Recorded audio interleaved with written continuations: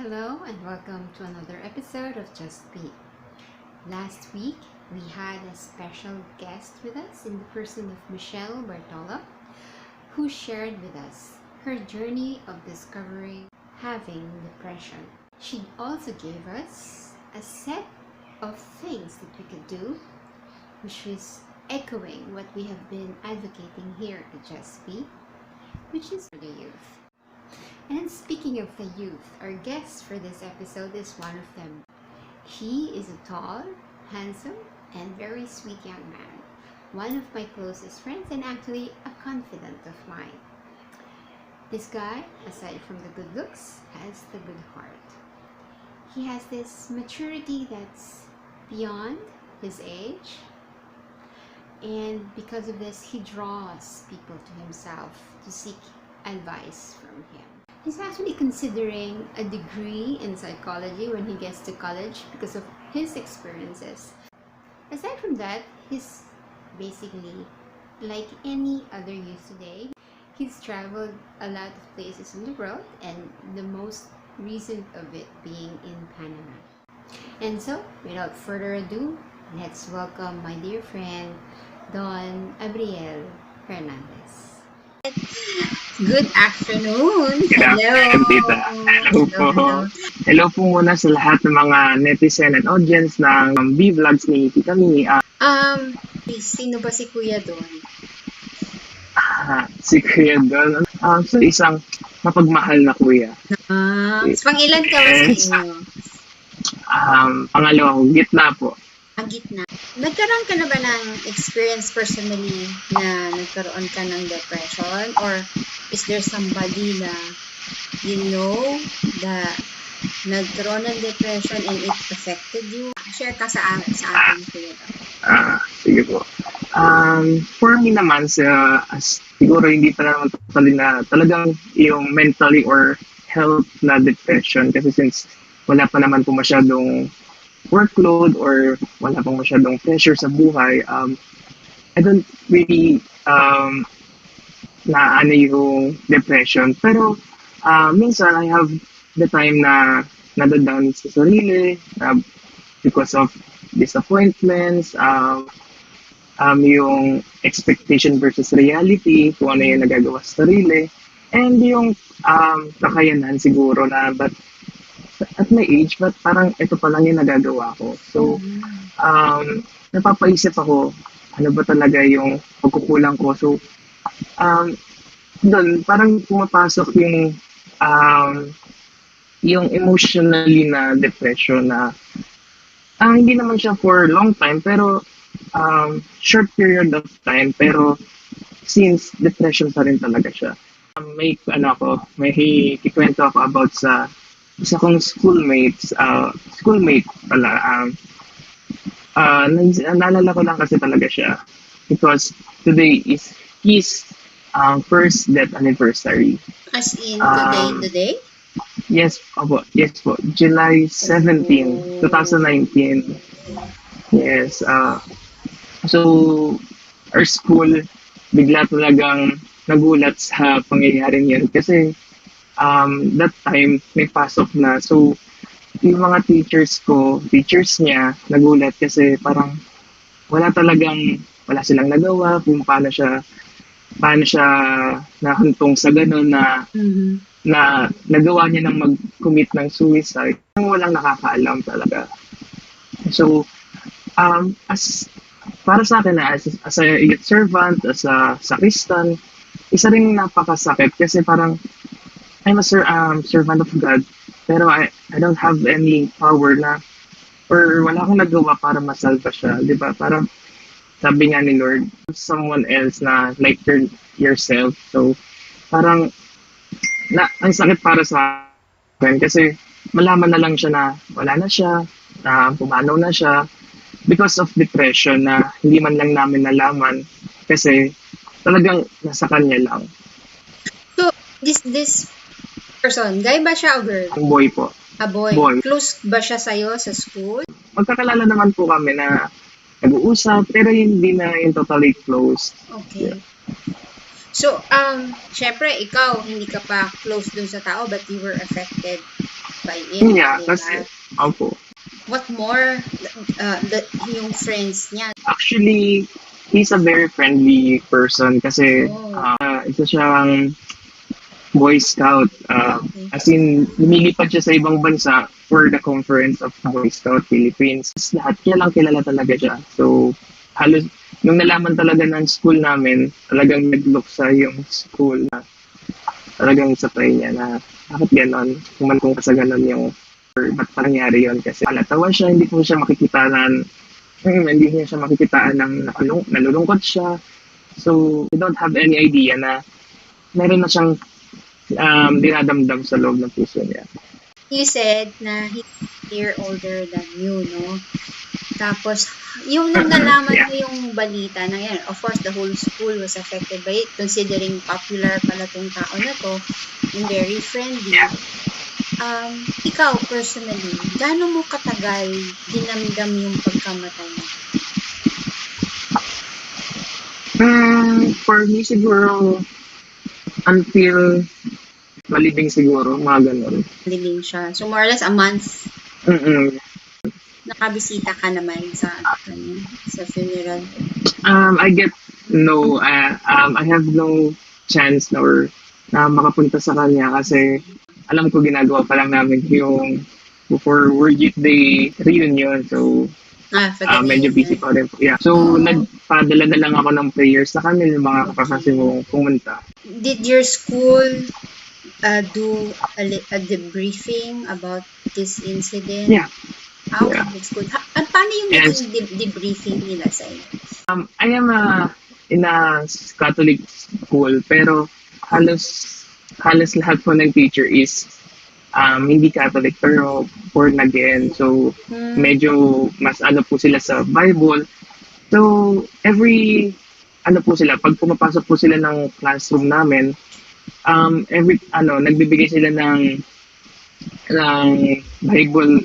Bible line or Bible verse na kapag nakakaramdam kayo ng ganito, huwag yung hayaan na humantong sa ganon kasi nandyan si God na parang pwedeng tumulong sa inyo para i-up pa kayo sa mga nangyayari. Okay, I commend your school for trying their effort to at least have a way na to reach out to the youth na who may be suffering aside from this person. Kaso, pag ganyan kasi, may SOP. When something very traumatic like this happens to a school, there should be a form of debriefing. Kasi na-traumatize kayo. So that wound, ikaw nasaktan ka eh. Diba? What more yung mga immediate. So, yung wound mo, no matter how small that is a wound that needs to be healed. Okay, so merong scientific process yan. That's what I'm trying to say na hindi lahat ini-spiritualize natin. Okay, kasi depression is a medical illness and there is a proper procedure in addressing this matter. Sadly, it seems hindi siya ginawa ng school mo except yun na nga lang, they just cited verses from the Bible. But there are proper dapat nagkaroon sana ng campaign about suicide and mental wellness. So, there's a science to it. Talagang the thing about depression, it's very tricky. You can't even pinpoint it from just the physical mannerisms of the person. Apollo na yan. He's a joyful person. He's a very friendly. He's active. Kasi he represents the Boy Scouts of the Philippines and the school to even international events. Yes. Diba? So, it's an illness that needs to be addressed.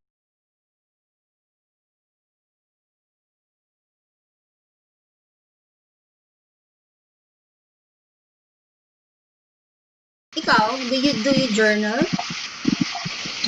Before, nag-journal ako, pero ngayon, wala po masyado. Na siya. Pag nalulungkot ka, what do you do? Katulad, last time, I remember you said that, Tita, off muna ako ng lahat ang FB ko, ganito, because medyo na-stress na ako masyado. It's depressing me, diba? Sabi mo, what triggers those moments? Siguro yung uncertainties ng mga sa paligid ko po or yung mga nangyayari sa mundo or yung mga kapaligiran. Kasi I'm the person na laging naghahangad ng peace. Yeah, I really want freedom, peace, kasi di ba sabi, talagang maanohan talaga natin ang kasiyahan kung meron tayong peace at freedom sa puso. So, yun lang po yung lagi kong iniisip. Pero, since ngayon, we have pandemic to beat. So, parang, tapos iba't iba pang issues ang nangyayari. So, parang, sobrang anggulo po talaga. Like, nakaka-sad. Minsan yun po talaga yung nag-aano sa akin, nag-trigger na malungkot. Talagang, ma-down kasi sa anong nangyayari sa mundo, sa kapaligiran. I suppose there's this angle of frustration that you feel. Frustration that merong anger dun, ano? Kasi you are unable to do anything about the situation. And then that frustration and that anger then leads you to feeling very, very sad. Yeah. So, pag ganun, aside from signing off, from social media, what else do you do? Ginagawa ko yung mga games hindi ko nagagawa. Some sports, paglilinis. So, I'm just keeping myself busy. Kasi parang, in that way, na kakalimutan ko kung ano ba talaga yung nangyayari outside of our house, outside of my kwarto, mga ganon. So, you were saying earlier that one of the things that triggers those emotions of loneliness and frustration is that pressure of you not being able to do so much. Where does that pressure come from? Does your parents give you that pressure that you're supposed to be doing this, like that? No, hindi naman po. Don't! Hindi naman po. Siguro pressure sa sarili talaga. Kasi a lot of my friends na parang ganito, awardee sila, bakit sila ng stage, they do what their best. So parang sa akin, ano ba yan? Magkakasame level lang naman kami. Pero pag hindi ko magawa yung nagagawa nila. So, na-pressure ako kung bakit sila nagagawa nila. Ako ba hindi ko kayang magawa yon. So, nakaka-pressure ko na isipin na hindi ko ma-achieve yung na-achieve nila. So, it's really more of you being hard on yourself. Yes. Yeah. So, in short, pinahihirapan mo yung sarili mo. Well, it's good that you put a level or a benchmark, no? Para you'd also aim to do something that maybe others can do, or maybe do something that others cannot. But there is also that very thin line that is already a matter of jealousy and envy. Yeah.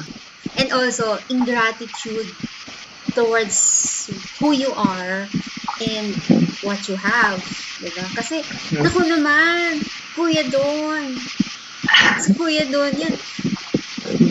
Sino ba si kuya doon? Oh, si kuya doon is one of the World Youth Day delegates.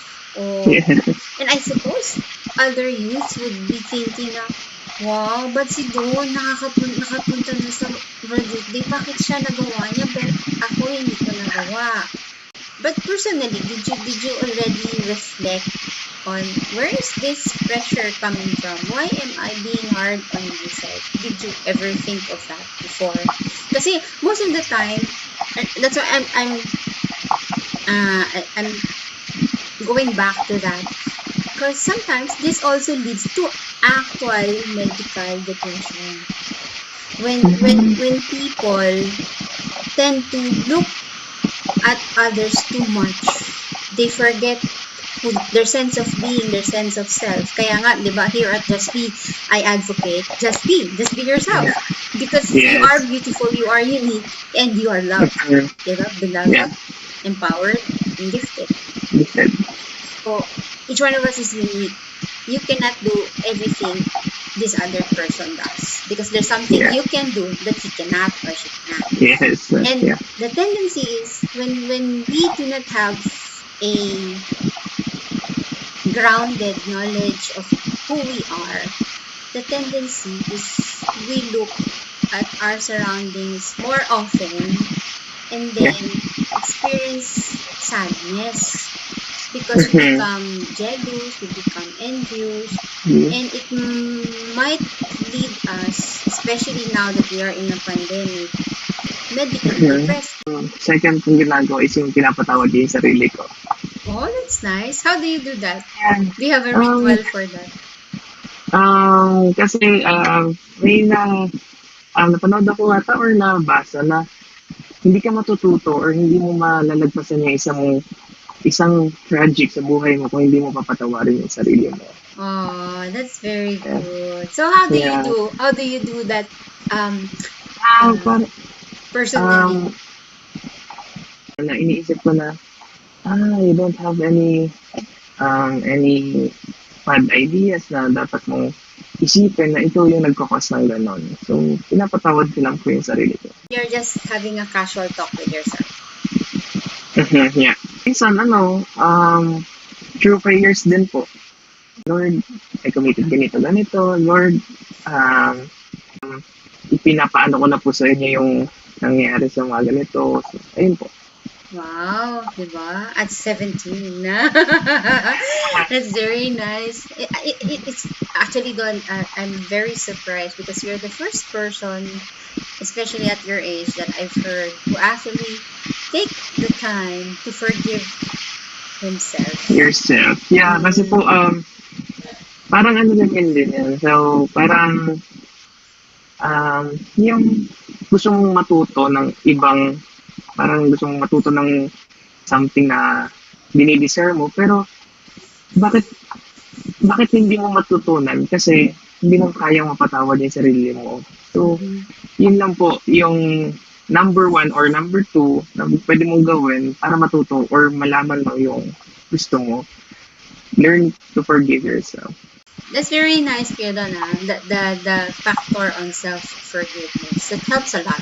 It does. Yeah, And super. ako, ang ginagawa ko pag ganun, I go in front of the mirror and then I really talk to the person on the mirror, and then after that I pat myself or I hug myself, and then I tell myself I love you, I forgive you. Yeah. You did only as much as you can do.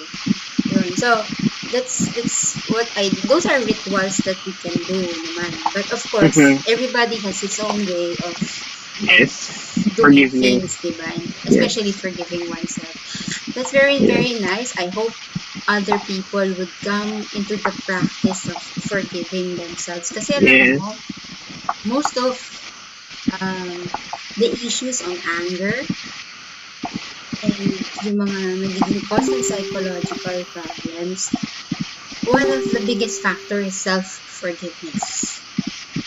So when people really find it hard to forgive themselves, it really blocks a lot of things in their life, not to mention many graces in their life. So for that, isang baksak kay Kuya Don. Yes, very good. Keep it up. Practice that in your family, Kuya Don. Is forgiveness very easy in your family? Kasi, Yes, ma'am. kasi kakaiba. I'm really surprised, no? How are your parents when it comes to you being pasaway? Mapagpatawad naman po talaga kami. Every time na nagkaroon kami ng bangayan, talagang hindi namin tinikit na sa amin lang na maglalas ng matagal. As in, for hours lang, so parang, ayan, magsasorry, mag-hug. And laging namupuno dyan yung dad ko. Kasi ayaw niya na, since lagi siyang wala sa bahay. Yeah, Uh-huh. lagi siyang wala sa bahay.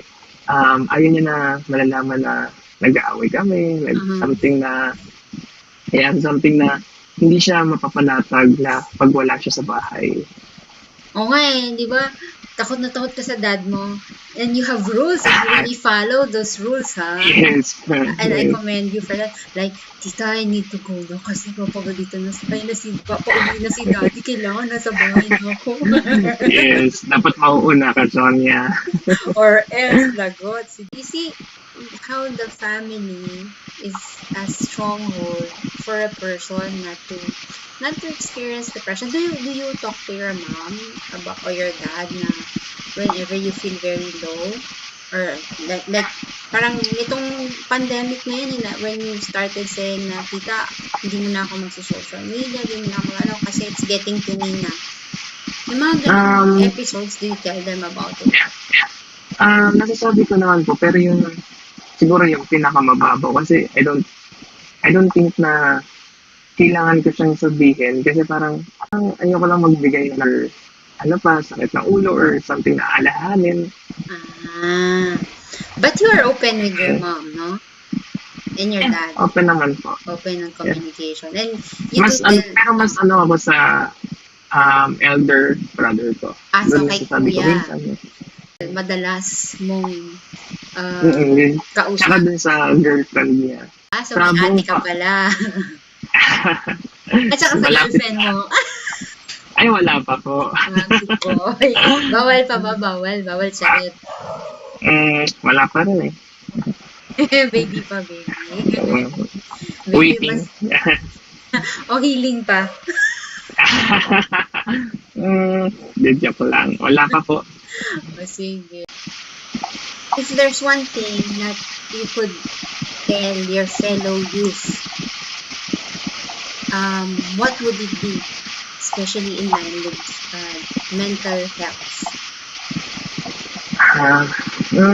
Siguro, be open to sa kahit kanino. Dapat may outlet kayo na pwede niyong pagsabihan. Open for na pwede mong pag-trust ng problem mo, ng mga burdens sa sarili mo.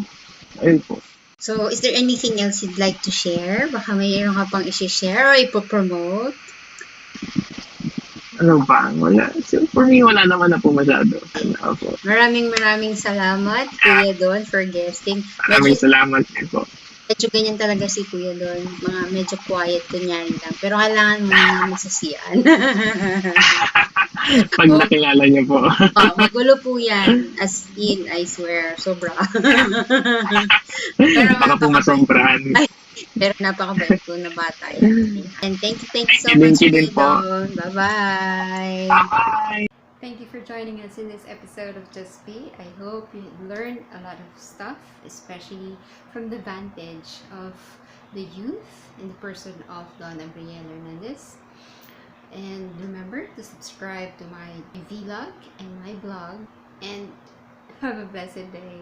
Bye.